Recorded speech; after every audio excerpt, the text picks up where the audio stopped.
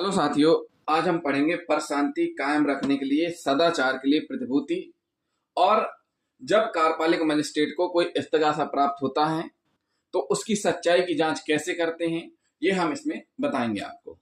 तो धारा 135 जो कि सीआरपीसी की धारा 116 के समरूप है, यानी कि भारतीय दंड प्रक्रिया संहिता में जो धारा 116 में वर्णित थी, अब वह नए कानून यानी भारतीय नागरिक सुरक्षा संहिता 2023 की धारा 135 में वर्णित है। इत्तला की सच्चाई के बारे में जांच, inquiry as to truth of information. अब ये जो जांच है किसके द्वारा की जा रही है? कार्यपालिक मजिस्ट्रेट के द्वारा। अब कार्यपालिक मजिस्ट्रेट के द्वारा जो जांच की जा रही है, तो कार्यपालिक मजिस्ट्रेट के पास वो जांच आई कैसे? वो जांच आती है इस्तगासा परिवाद के रूप में। ये इस्तगासा परिवाद कौन पहुंचाता है कार्यपालिक मजिस्ट्रेट के समक्ष? ये पुलिस पहुंचाती है, पुलिस थाना। पुलिस क्या करती है? जो संबंधित थाना रहता है, थाने का थाना प्रभारी अपने क्षेत्र में शांति व्यवस्था बनाए रखने के लिए निवारक कार्रवाई करते हैं। निवारक कार्रवाई मतलब अपराध घटित होने से रोकने के लिए, ताकि जो अपराधी है या शांति भंग होने की संभावना है उसको रोका जा सके और अपराधियों पर अंकुश लगाया जा सके। इसलिए पुलिस क्या करती है? अपने थाना क्षेत्र में, कौन? पुलिस थाना का थाना प्रभारी अपने थाना क्षेत्र अंतर्गत शांति व्यवस्था बनाए रखने के लिए इस्तगासा कायम करके कार्यपालिक मजिस्ट्रेट महोदय के समक्ष प्रस्तुत करते हैं। अब वो जो इस्तगासा रहता है वो 126, 127, 128, 129 धारा के अंतर्गत प्रस्तुत किए जाते हैं। सीआरपीसी की धारा 107, 108, 109, 110 और साथ ही साथ बीएनएसएस की धारा 170 और सीआरपीसी की धारा 151 के तहत भी प्रस्तुत किए जाते हैं। साथियों, होता क्या है, जैसे ही शांति व्यवस्था भंग होने की संभावना है, दो पक्षों में विवाद हो गया है और विवाद बढ़ सकता है, तो उस स्थिति में संघीय अपराध घटित होने से रोकने के लिए, पर शांति कायम रखने के लिए 107 यानी बीएनएसएस की धारा 126 के तहत इस्तगासा पेश किया जाता है। राजद्रोहात्मक बातें फैलाने के लिए भी इस्तगासा पेश किया जाता है। और कोई व्यक्ति जो अपनी उपस्थिति छिपा रहा है संघीय अपराध करने के लिए, उसको भी पाबंद करने के लिए इस्तगासा पेश किया जाता है। और ऐसे व्यक्ति जिनके जो आदतन अपराधी हैं, जिनके खिलाफ एक या एक से अधिक अपराध पंजीबद्ध हैं और वो इतने दुस्साहस हैं, इतने निकृष्ट हैं या इतने प्रभावी हैं कि उनका समाज में स्वच्छंद यानी स्वतंत्र रहना बिना बॉन्ड ओवर के समाज के लोगों के लिए खतरा है, तो उनके खिलाफ भी निवारक कार्रवाई करने के लिए पुलिस इस्तगासा भेजती है। कहां? कार्यपालिक मजिस्ट्रेट के समक्ष। अब देखिए, कार्यपालिक मजिस्ट्रेट की भी रिस्पॉन्सिबिलिटी है कि जो इस्तगासा पुलिस ने भेजे हैं उनकी जांच की जाए, आखिर सही है, कहीं ऐसा तो नहीं है कि गलत इस्तगासा आ गए हैं। तो उसके लिए कार्यपालिक मजिस्ट्रेट प्रक्रिया अपनाते हैं जांच करने की। तो जांच करने की जो प्रक्रिया अपनाई जाएगी वो इस धारा में वर्णित है। वो किस धारा में वर्णित है? भारतीय नागरिक सुरक्षा संहिता 2023 की धारा 135 में वर्णित है। यानी कि सबसे पहले क्या करेंगे? 135 सब क्लॉज 1 में वर्णित है कि जैसे ही कार्यपालिक मजिस्ट्रेट को इस्तगासा प्राप्त होगा, आदेश देंगे और जो संबंधित व्यक्ति है उसको बॉन्ड ओवर करने के लिए तलब किया जाएगा, यानी बुलाया जाएगा। और जैसे ही उपस्थित होता है संबंधित अनावेदक, उसको आरोप सुनाए जाएंगे। यानी आरोप मतलब जो उसके अगेंस्ट इस्तगासा परिवाद प्रस्तुत किया गया है उसके बारे में उसको बताया जाएगा, पढ़ करके सुनाया जाएगा। अब मान लीजिए कोई आदेश देने पर भी उपस्थित नहीं हो रहा है, तो उसके लिए क्या होगा? समन वारंट जारी किए जाएंगे। क्या किए जाएंगे? समन वारंट जारी किए जाएंगे। किसके द्वारा? कार्यपालिक मजिस्ट्रेट के द्वारा जारी किए जाएंगे और फिर उनके पालन में उस व्यक्ति को उपस्थित किया जाएगा। अब जैसे ही वो व्यक्ति उपस्थित होगा, उसके बाद उसको भी आरोप सुनाए जाएंगे। आरोप सुनाए जाने के बाद अब क्या होगी? प्रोसीडिंग स्टार्ट की जाएगी। क्या की जाएगी? प्रोसीडिंग स्टार्ट की जाएगी।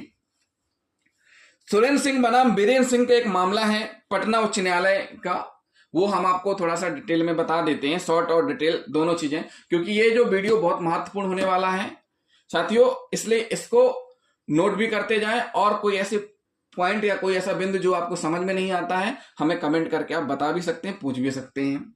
साथियों, सुरेंद्र सिंह बनाम बीरेंद्र सिंह के मामले में पटना उच्च न्यायालय ने अभिमत व्यक्त किया था कि 135 यानी सीआरपीसी की धारा 16 सब क्लॉज 1 के अधीन कार्रवाई उस समय आरंभ हो जाती है। कब हो जाती है? जब वह व्यक्ति जिसके विरुद्ध कार्रवाई की जाती है सूचना की तामील हो जाने के पश्चात मजिस्ट्रेट के समक्ष हाजिर हो जाता है। क्या हो जाता है? मजिस्ट्रेट के समक्ष हाजिर हो जाता है, यानी कि जैसे इस्तगासा कार्यपालिक मजिस्ट्रेट के समक्ष पहुंचता है और मजिस्ट्रेट आदेश देता है कि संबंधित व्यक्ति को सूचित किया जाए, सूचित होने पर वह व्यक्ति उपस्थित हो जाता है और जैसे ही उपस्थित होता है वैसे ही कार्रवाई प्रारंभ हो जाती है। और मजिस्ट्रेट क्या करते हैं? फिर मजिस्ट्रेट इत्तला की सत्यता की बाबत जांच करने के लिए अग्रसर हो जाते हैं, मतलब उसमें जुट जाते हैं, लग जाते हैं। अर्थात जब मजिस्ट्रेट उस व्यक्ति की उपस्थिति में जिसके विरुद्ध कार्रवाई की जा रही है मामले के तथ्यों पर विचार करना आरंभ कर देते हैं, यानी विचार करना आरंभ कर देते हैं। क्या कर देते हैं? विचार करना आरंभ कर देते हैं।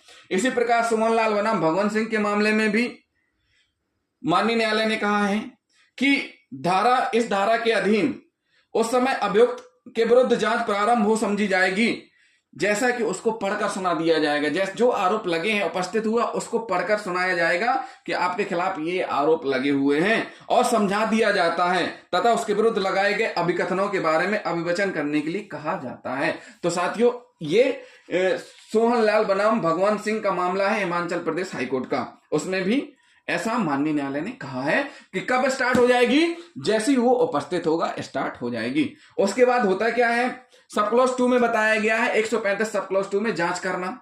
आगे की कार्रवाई होगी 135 सब क्लॉज 3 यानी तत्काल कार्रवाई करना। ये क्या कहती है धारा? इसके अंतर्गत तत्काल कार्रवाई की जाएगी। तत्काल कार्रवाई मतलब कार्यपालिक मजिस्ट्रेट बॉन्ड भरवाने के लिए बोलेंगे कि इतने का पावन बॉन्ड भर है, अगर आप उतने राशि का मुचलका है, उतनी राशि का बॉन्ड ओवर नहीं भर पाएंगे तो आपको कार्यपालिक मजिस्ट्रेट न्यायिक अपरीक्षा में यानी जेल में भी भेज सकते हैं। और उसके साथ ही साथ आपको एक निश्चित समय अवधि, जो निश्चित समय अवधि रहेगी उस तक आपको क्या करना पड़ेगा? अंतरिम बंद पत्र निष्पादित किए जाएंगे शांति व्यवस्था बनाए रखने के लिए। तो जैसे ही 135 सब क्लॉज 3 के अंतर्गत इस्तगासा प्राप्त होगा तत्काल कार्रवाई कार्यपालिक मजिस्ट्रेट करेंगे, नहीं तत्काल बाउंड ओवर करेंगे। क्या करेंगे? तत्काल बाउंड ओवर करेंगे। साथियों 135 सब क्लॉज 4 के अंतर्गत अभ्यस्त और भयंकर अपराधियों के लिए जिनका समाज में स्वच्छंद रहना जनहित के लिए हानिकारक है, जिससे कि समाज को घातक समझा गया है, उनको बाउंड ओवर इस धारा के अंतर्गत किया जाता है। साथियों 135 सब क्लॉज 5 में दिया गया संयुक्त व्यक्तियों कि एक ही अथवा पृथक जांच, मतलब जब इस्तगासा में 2 या 2 से अधिक व्यक्ति हैं तो उनकी या तो एक साथ जांच कर सकते हैं या एक से अधिक अलग अलग पृथक जांच की जा सकती है। ये कार्यपालिक मजिस्ट्रेट के विवेक पर डिपेंड करता है। तो उसमें यह प्रावधान है 135 सब क्लॉज 5 में। अब 135 सब क्लॉज 6 क्या कहता है? जांच की अवधि। 135 सब क्लॉज कहता है जांच की अवधि सीमा उसके प्रारंभ के दिनांक से 6 माह दर्शाई गई है। जांच का प्रारंभ समन जारी किए जाने के दिनांक से माना जाएगा, न कि साक्ष्यों के परीक्षण के दिनांक से। जिस दिन समन जारी किया जाएगा उस दिन से, यानी 6 माह की अवधि में जांच कंप्लीट हो जानी चाहिए। क्या होनी चाहिए? 6 माह की अवधि दी गई है जांच करने के लिए। मजिस्ट्रेट विशेष कारणों का उल्लेख करके इसके बाद भी जांच जारी रख सकते हैं, लेकिन विशेष परिस्थितियों का उल्लेख करते हुए ऑर्डर शीट में जांच को बढ़ा भी सकते हैं, यानी जांच और अधिक समय तक कर सकते हैं। 135 सब क्लॉज 7 क्या कहती है? जांच समाप्त के निर्देश। साथियों 135 सब क्लॉज 6 के अंतर्गत जो जांच की जा रही है उन जांच की अवधि में, उस जांच की अवधि जो कि 6 माह की समयावधि के बाद भी जांच जारी है, तो इससे व्यथित व्यक्ति सेशन न्यायालय में ऐसी जांच के विरुद्ध आवेदन कर सकते हैं। कहां कर सकते हैं? सेशन न्यायालय यानी जिला न्यायालय में आवेदन कर सकते हैं और सेशन न्यायालय यदि उचित समझे तो ऐसी जांच समाप्त किए जाने के निर्देश भी दे सकते हैं। क्या कर सकते हैं? ऐसी जांच समाप्त करने के निर्देश भी दे सकते हैं। कौन दे सकता है? सेशन न्यायालय निर्देश भी दे सकता है। साथियों हसन अली वर्सेस राजस्थान हाईकोर्ट 1980 375। साथियों इसमें जो माननीय राजस्थान हाईकोर्ट ने दिशा निर्देश दिए हैं वो बहुत महत्वपूर्ण है। माननीय हाईकोर्ट ने अभिमत व्यक्त किया है कि जब पुलिस के समक्ष इस प्रकार की स्थिति बनती है कि शांति व्यवस्था भंग होने की संभावना है और पुलिस इस्तगासा तैयार करके कार्यपालिक मजिस्ट्रेट के समक्ष प्रस्तुत कर देती है और कार्यपालिक मजिस्ट्रेट विधि अनुसार कार्रवाई करते हुए नोटिस जारी करते हैं, उपस्थित होते हैं, सुनवाई होती है, उसके बाद सुनवाई की जो समय सीमा 135(6) में निर्धारित की गई है 6 माह, और विशिष्ट परिस्थितियों में अगर कार्यपालिक मजिस्ट्रेट चाहें तो और भी समयावधि ले सकते हैं, लेकिन इसका उल्लेख करना पड़ेगा। तो इस संबंध में जो माननीय राजस्थान हाईकोर्ट ने कहा है वो हम आपको बताने जा रहे हैं। माननीय राजस्थान हाईकोर्ट ने 135(6) के संबंध में कहा है कि व्यक्ति को जिस व्यक्ति को कार्यपालिक मजिस्ट्रेट के समक्ष जिस तारीख को पेश किया जाता है या जिस तारीख को वह हाजिर होता है, लाया जाता है, उस तारीख को कार्रवाई आरंभ हुई मानी जाएगी। क्या होगी? उस तारीख को कार्रवाई आरंभ हुई मानी जाएगी। कार्रवाई आरंभ होने की तारीख से 6 माह समाप्त होने के पहले यदि मजिस्ट्रेट कार्रवाई चालू रखने के लिए समय नहीं बढ़ाते हैं तो उक्त अवधि समाप्ति पर जांच स्वतः ही समाप्त हो जाएगी। तो क्या होगा? जांच स्वतः ही समाप्त हो जाएगी। यह उपबंध अज्ञापक स्वरूप का है। मजिस्ट्रेट द्वारा अधिकारिता के बिना पारित आदेश का सेशन न्यायाधीश द्वारा अनुमोदन कर दिए जाने पर भी ऐसा आदेश अवधिमान आदेश माना जाएगा। क्या किया जाएगा? माननीय राजस्थान हाईकोर्ट ने कहा है कि अगर 6 माह की अवधि के अंदर जांच कंप्लीट नहीं होती तो स्वतः समाप्त मानी जाएगी। क्या मानी जाएगी? स्वतः समाप्त मानी जाएगी। तो साथियों, ये हुई धारा 135 जो कि सीआरपीसी की धारा 116 के समरूप है। तो जिन साथियों ने अभी तक हमारे चैनल को सब्सक्राइब नहीं किया, हमारे चैनल को जरूर सब्सक्राइब कर लें। वीडियो को लाइक और शेयर करना ना भूलें, साथ ही साथ कमेंट भी करते जाएं। थैंक यू साथियों।